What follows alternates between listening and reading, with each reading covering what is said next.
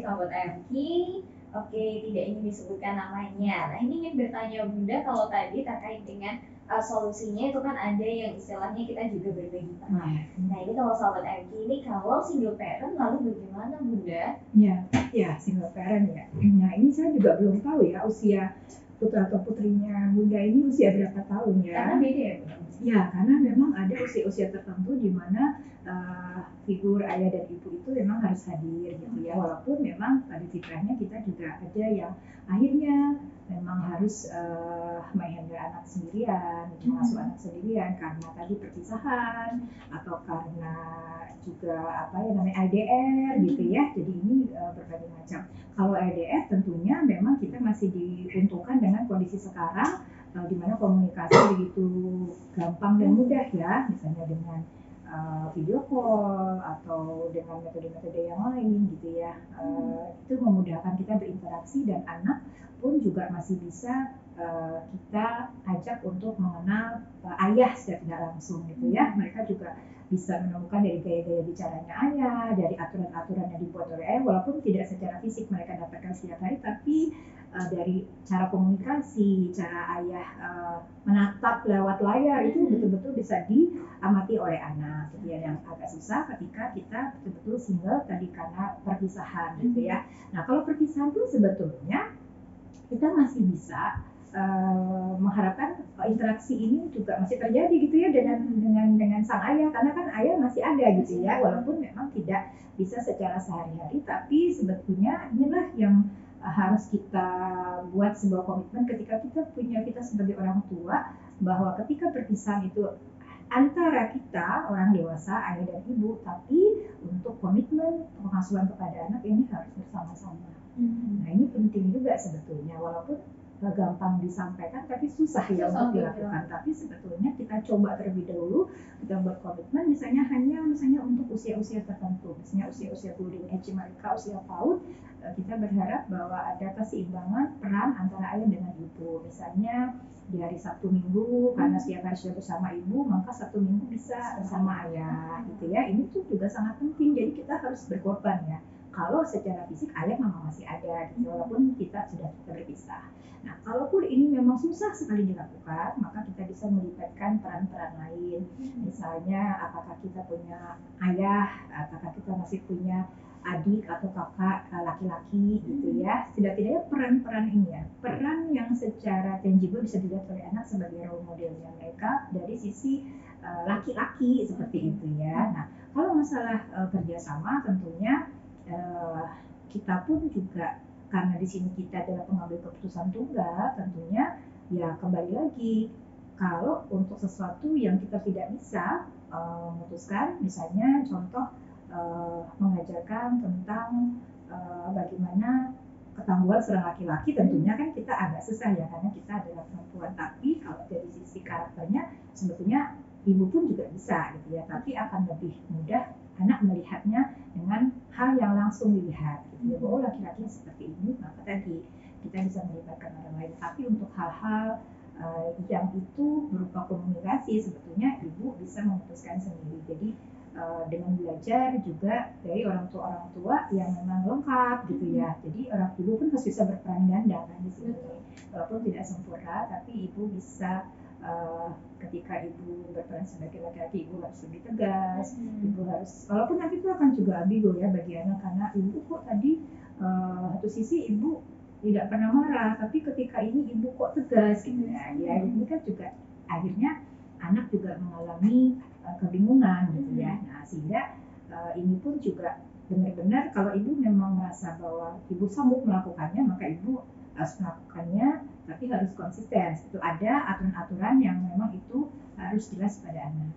Tapi ketika ibu kebingungan dan merasa susah untuk menerapkannya, maka ibu perlu berbagi tadi dengan, kalau misalnya ayahnya masih ada, dengan ayah dibuat komitmen kembali, atau tadi menghadirkan figur lain di usia-usia PAUD-nya saja, usia-usia golden age-nya saja, di usia sekolah, insya Allah anak sudah mulai bisa menerima peran-peran di lingkungannya, misalnya dengan guru laki-lakinya, kemudian juga misalnya dengan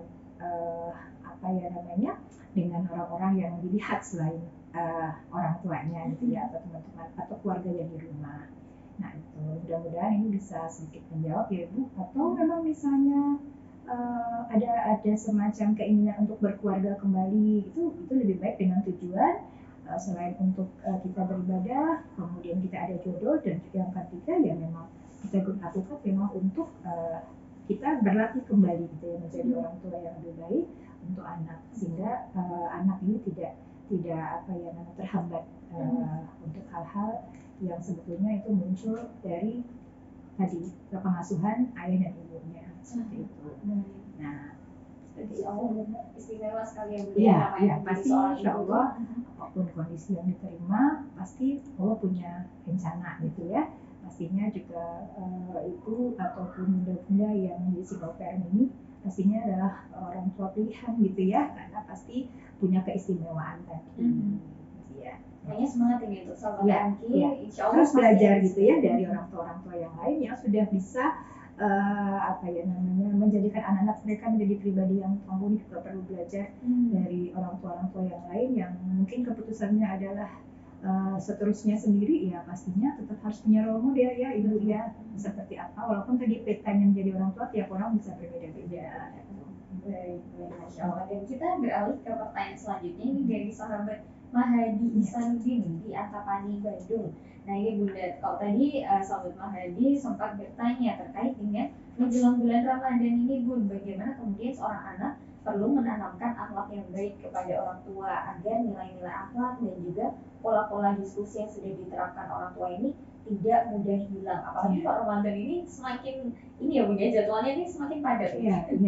Ya sebetulnya terima kasih ya Mas Mahadi. Jadi yang paling utama sebetulnya dalam menerapkan tentang konsep spiritualitas, religiusitas ini adalah keteladanan gitu ya. Jadi diskusi-diskusi ini pun juga sesuatu yang perlu kita lakukan, tapi lebih akan terrealisasi ketika apa yang didengar gitu ya, itu juga apa yang dilihat, kemudian apa yang dilakukan gitu ya. Jadi kalau kita bicara tentang berbagai macam gaya belajar gitu kan, bahwa sebetulnya yang paling banyak dilakukan oleh anak adalah yang dilihat seperti itu ya, sehingga perlu berupa keteladanan ini sangat penting. Jadi diskusi ini adalah yang penting, tapi yang terpenting adalah keteladanan apa yang dilihat oleh anak. Jadi ketika kita meminta anak misalnya untuk sahur gitu ya, tentunya ya orang tua pun juga harus melakukan gitu ya. Kadang-kadang ada ya semakin lama gitu ya, akhirnya tidak konsisten, semakin malas bangun ya.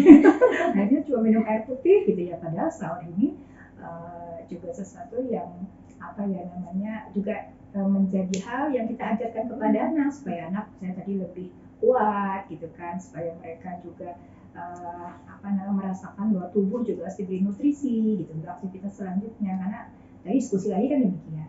Nah, kemudian juga ketika sholat tarawih gitu ya, ini pun juga tidak hanya sekedar bahwa apa sih manfaat sholat tarawih di bulan puasa gitu. Kenapa kita harus sholat tarawih, itu kan dari pola apa yang didengar oleh anak. Tapi apa yang dilihat oleh anak tentunya ini juga pelan-pelan harus dilihat oleh anak. Misalnya anak yang belum misalnya merasa bahwa saya belum wajib untuk ke masjid misalnya, bisa melakukannya di rumah terlebih dahulu, pelan-pelan, kemudian nanti bisa ke masjid, kemudian nanti bisa lagi ketika ketika subuh gitu kan. Jadi mengenalkan masjid ini kan penting sekali ya. Jadi sebelum mereka berlama-lama di masjid, mengenalkan gitu ya tentang masjid ini juga sangat penting juga bagi anak sebelum nanti mereka diajarkan tentang sholat yang dilakukan di masjid bagi terutama laki-laki kayak gitu ya. Jadi jadi yang memberikan teladan itu sangat penting. Jadi yang utama sebetulnya untuk anak-anak itu ketika diskusi, kemudian anak lakukan evaluasi gitu ya. Jadi aku kan pertanyaan ulang, kira-kira tadi yang merasakan atau ketika sholat di masjid waktu tarawih misalnya. Contoh ya, kalau anak-anak itu kok lama ya. Nah ini kan kita bisa ketika mereka bertanya, kita mulai memberikan sebuah pemahaman singkat kepada anak sesuai dengan usianya, sehingga besok anak juga merasa bahwa memang kalau sholat tarawih itu lama, butuh waktu yang lama, tapi setelah itu bisa langsung pulang, langsung tidur, nggak usah ngerjain PR. Misalnya kan kadang-kadang ada anak-anak yang suka begitu ya, nanti mengerjakan PR-nya subuh misalnya. Jadi apa ya? Ya penting ya untuk orang tua itu bisa istilahnya memberikan peran-peran yang bisa jadi tidak hanya sekedar apa yang didengar, tapi juga apa yang dilihat oleh anak.